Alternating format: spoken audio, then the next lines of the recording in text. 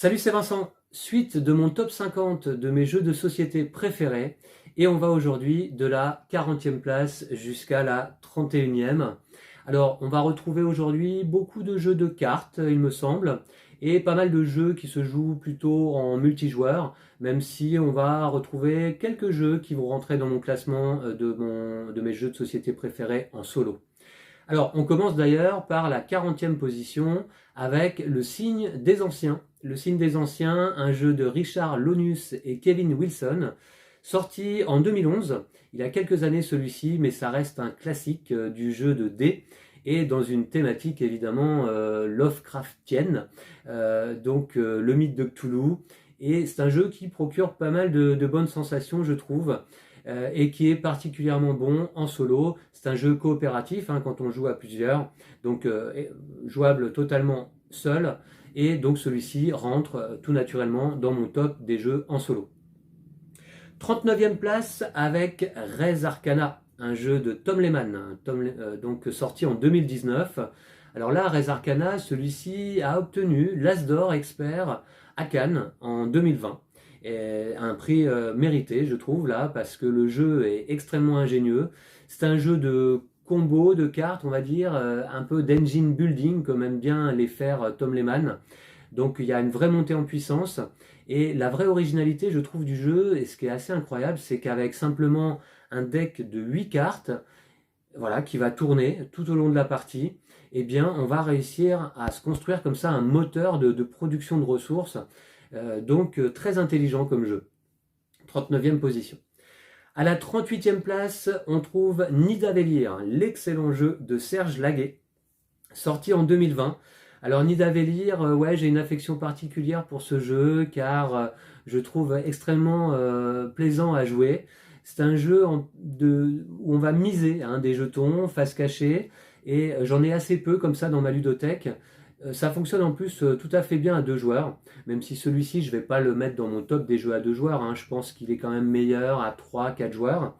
C'est un jeu de collection de cartes aussi dans lequel on va essayer de collectionner un maximum de nains, de personnages qui sont tous des nains dans ce jeu. Et avec un décompte de points très original, je trouve. Donc, ouais, pour moi, un excellent jeu Nidavellir. Ensuite, à la 37e place, eh bien, j'ai placé deux jeux. Alors deux jeux, pourquoi? Parce que en fait, ce sont les deux versions existantes pour le moment de The Crew. The Crew, donc le jeu de Thomas Singh. Alors on a En quête de la 9e planète, le premier jeu sorti, et puis sa suite quelque part qui s'appelle Mission sous-marine. D'ailleurs, Mission sous-marine que je trouve encore meilleure, je pense, que la première version. Donc les deux jeux sont sortis respectivement en 2019 et 2021. Là aussi, gros succès car le premier jeu a eu l'As d'Or Expert à Cannes en 2021. Donc là, c'est du jeu de pli coopératif à objectif. Et c'est ça qui est extrêmement fort, je trouve, c'est que c'est du jeu de pli coopératif. Et il n'y en a pas tant que ça. Et ça fonctionne super bien. Là, j'ai de nombreux souvenirs de parties. On a beaucoup joué à 4 joueurs et même à 5 joueurs récemment, lors de mes dernières vacances où j'étais réuni avec des copains et copines et donc on a enchaîné les parties là le soir. The Crew, ça fonctionne super bien, c'est un petit peu scénarisé, on a un petit livret à chaque fois avec différentes missions à accomplir. Voilà, The Crew, donc succès mérité pour ce jeu qui renouvelle, qui révolutionne même je dirais le jeu de pli. Ensuite, en 36e place, j'ai placé le tout récent Ankh, les dieux d'Égypte, donc le jeu de Eric Lang, troisième de la trilogie après Blood Rage et Rising Sun. Donc Eric Lang, un auteur qui sait s'y prendre pour faire des très bons jeux, en général des gros jeux à figurines. Celui-ci, Ankh, est sorti en 2021. On n'a pas eu le temps encore de vous présenter une partie sur la chaîne, mais on l'a beaucoup apprécié avec Lou en y jouant. Ça fonctionne très bien à deux joueurs. Il est assez surprenant parce que finalement, on s'y attend pas nécessairement, mais c'est un jeu très tactique à la limite de l'abstrait. C'est un jeu au matériel incroyable, de superbes figurines, le plateau est superbe. Donc un jeu que j'apprécie beaucoup, une magnifique boîte de jeu. Et là aussi, on est dans du contrôle de zone à la manière un petit peu d'Ethnos que je vous présentais sur la précédente vidéo. Donc contrôle de zone, une mécanique que j'aime beaucoup. Donc Ankh, 36e place. 35e position pour le fameux Escape the Dark Castle, qui celui-ci, bien entendu, va rentrer dans mon top des jeux en solo.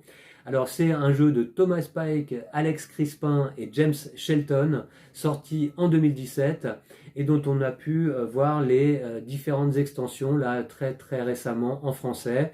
Alors là je vous ai présenté de nombreuses parties sur la chaîne, donc vous le connaissez certainement. C'est un jeu coopératif à la manière un petit peu des livres dont vous êtes le héros de notre enfance, car on va tourner des cartes, ça va être comme tourner les pages d'un livre, et puis on va affronter différentes créatures. Donc un jeu pas simple hein, à gagner, je peux en témoigner. C'est un jeu de dés extrêmement simple, le jeu se met en place en 3 minutes, les règles s'apprennent en moins de 3 minutes, et donc des parties rapides. Mais c'est un peu du die and retry parce que ça va vraiment pas être facile d'arriver jusqu'au boss final et de gagner la partie. Escape the Dark Castle. 34e place seulement, vous me direz, pour le classique de Vlaada Chvátil, Mage Knight. Sorti là en 2011, un jeu qui a quelques années, mais qui est un peu un monument du jeu de société. Et je dois dire que sa mécanique, effectivement, est extrêmement intelligente. C'est un jeu qui me fascine. Mais malheureusement, j'y joue peut-être pas assez souvent car c'est un jeu dont les règles ne sont pas simples. Donc lorsqu'on le laisse de côté un moment, revenir dessus, se recoltiner le livret de règles, c'est pas forcément évident. J'ai pas fait d'aide de jeu encore pour celui-ci. Mais ouais, extrêmement intelligent, la gestion de main de cartes. Après, donc je le rentre quand même dans mon top des jeux en solo, même si je regrette que les différents scénarios proposés se ressemblent un peu. Moi, je n'ai pas l'édition Ultimate. Donc, voilà, malgré le fait que ce soit toujours un peu pareil, c'est-à-dire on va essayer d'aller combattre les ennemis au fur et à mesure de notre chemin, et finalement pour aller prendre une cité, eh bien, je trouve qu'il y a voilà, les scénarios sont un petit peu répétitifs. Mais bon, le jeu est tellement bon et tellement intelligent au niveau de sa gestion de main de cartes que voilà, il ne pouvait avoir que sa place dans ce classement. En 33e place, j'ai nommé Spirit Island. Alors là aussi, un jeu d'une intelligence incroyable, je trouve. C'est un jeu de Eric Reus, sorti en 2017. C'est un jeu coopératif, donc il va fonctionner très bien à 2 joueurs. 3-4, j'ai jamais essayé. Je pense que ça peut faire des parties assez longues. C'est un jeu tactique extrêmement cérébral. Donc c'est pour ça d'ailleurs qu'il est classé si bas hein, dans mon classement, parce que sinon celui-là j'aurais tendance à le placer dans les 10 ou 20 premières places. Mais il est assez casse-tête. C'est-à-dire que moi j'ai le cerveau qui fume hein, quand je joue à ce jeu. Il n'est pas simple à gérer, mais je trouve qu'il est totalement fascinant là aussi. Et il y a une rejouabilité incroyable dans ce jeu, quasiment infinie.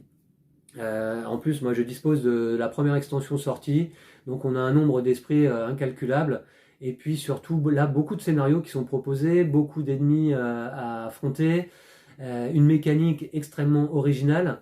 Bref, je vous fais un éloge de Spirit Island car il le mérite, mais il n'est qu'à la 33e place, entre guillemets, hein, de mon classement.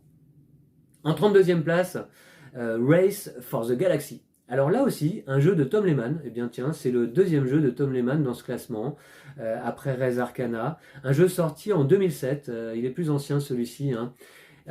J'aime beaucoup Race for the Galaxy car c'est un jeu d'engine building, c'est une mécanique que j'apprécie particulièrement, peut-être ma mécanique préférée dans les jeux de société, je ne sais pas après tout. Hein. Il faudrait que je fasse un classement de mes mécaniques préférées.